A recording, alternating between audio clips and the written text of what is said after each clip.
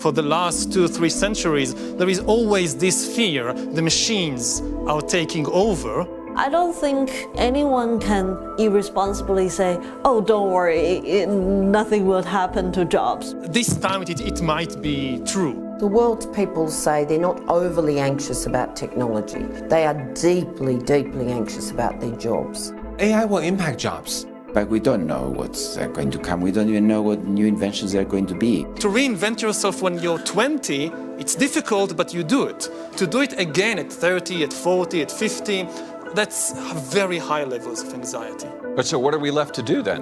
What are we left to do then? It's easy to imagine the predicted 66 million people poised to lose their jobs to machines, muttering the same refrain. The OECD, the intergovernmental organization that came up with that figure, estimates that 14% of jobs could be automated in industrialized countries. And though machines are most immediately coming after manufacturing and agricultural jobs, even work requiring more specialized skills could increasingly fall to automation. Goldman Sachs' chief financial officer reported that their US cash equities trading desk employed some 600 traders back in 2000. All but 2 of those positions had become automated by 2017. In these increasingly uncertain times, we ask the experts, what jobs will be created and what jobs will disappear? There'll be some disintegration and some creation of jobs. 50 years ago, we could not have thought of software engineering as a job. Today, the whole Silicon Valley is full of that labor force. First, obviously, it will create AI jobs, right? People who program AI, people who fix robots. But in terms of quantity, is a very, very small quantity. We will see jobs more related to interaction with intelligent machines, where it's symbiotic between the man and machine. The human can do things that the machine cannot do, and together they do better. freeing labor from dangerous, repetitive work. I suggest every professional, whether you're a lawyer, accountant, think about tools that emerge and how that makes you 2, 3, 4 times stronger, better, and richer for that matter. People talk so much about replacing humans, but I think the goals of AI machines should be actually more assistive. But to be really honest, professional jobs are still a small proportion of the total jobs. To a large extent, blue-collar jobs will be replaced by machinery. Bank teller, receptionists, customer service, drivers, and even radiologists, relatively high-end, more complex jobs are going to eventually get replaced over the next 15 to 20 years. The routine job replacement is huge. Humanity has seen this over and over again. Every industrial revolution is a huge disruption of jobs. I think it easily accounts for half of our jobs. Different people have different views about whether these half of the jobs will take 10 years or maybe 30 years or 40 years to be replaced. But even 40 years is faster than industrial revolution.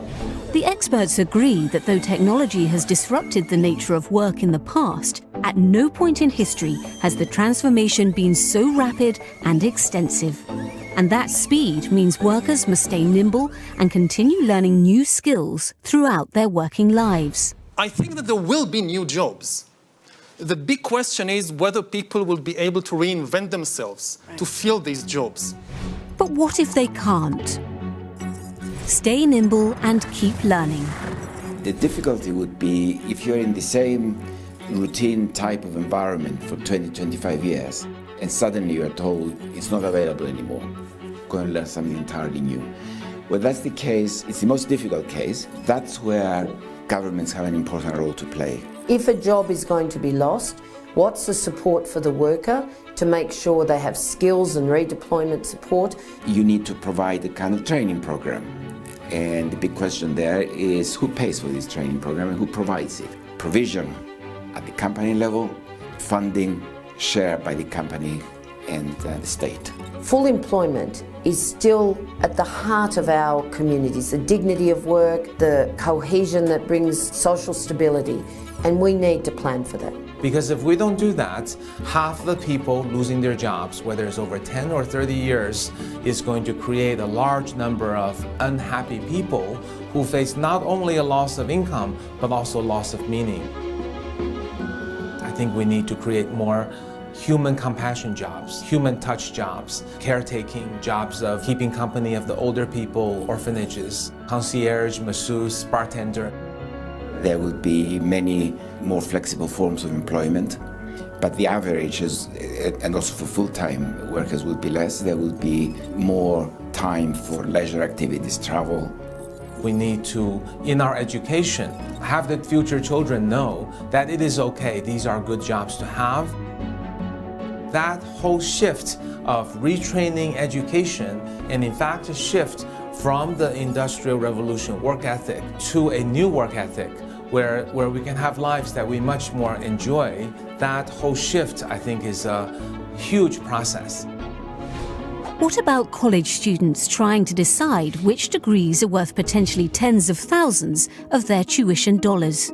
Which ones will actually land them jobs? Perhaps a bachelor's in art history doesn't attract the same job prospects as, say, one in computer science. Finding purposeful work.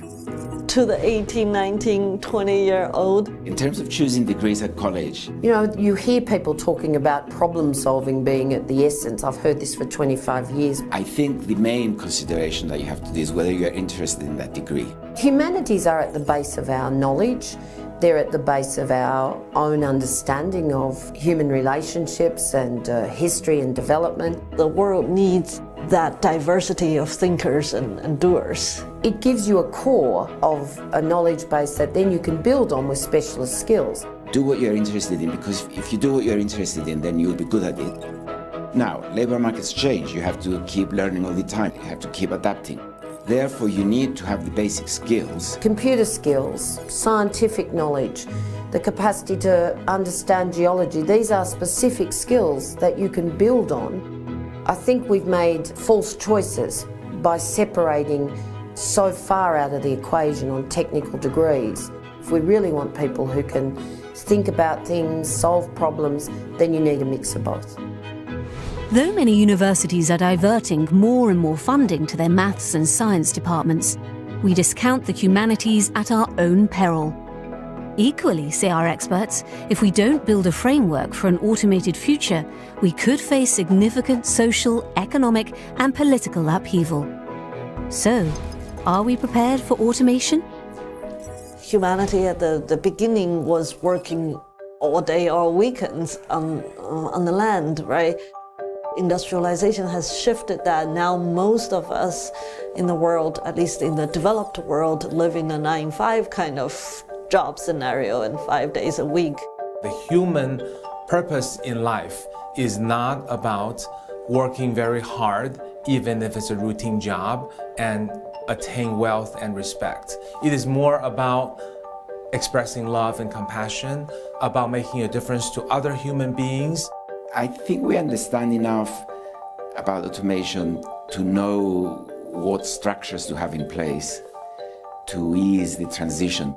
If we don't learn from the lessons of the past, if we aren't prepared to actually heal the fractures of the current working environment and then build on those partnerships to plan for a secure future, then it does look bleak. We don't have to protect jobs, we have to protect people.